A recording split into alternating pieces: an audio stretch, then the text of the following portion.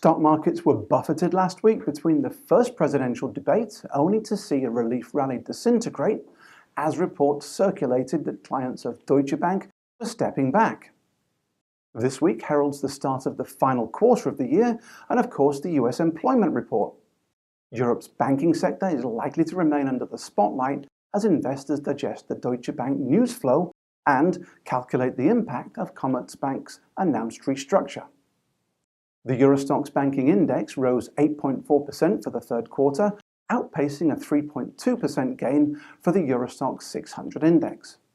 Could Deutsche Bank represent the next systemic risk to challenge the system?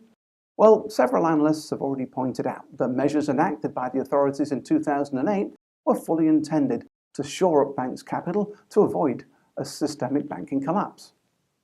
The start of the month brings with it global manufacturing readings.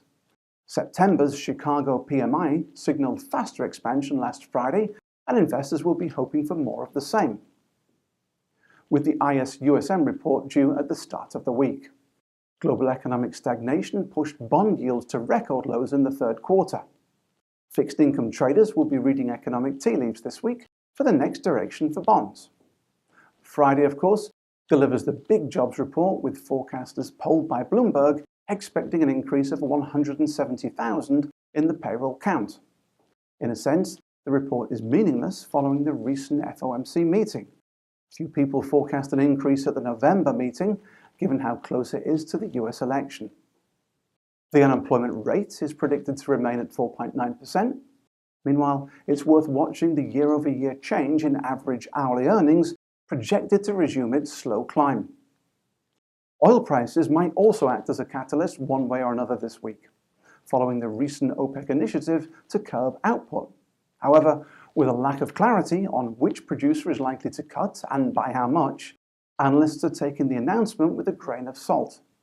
Nevertheless, traders will be watching the $50 per barrel mark, a level that oil prices have remained below since July. That's all from IB Traders Insight for now, but for more market color, join us online at ibkr.com/ti.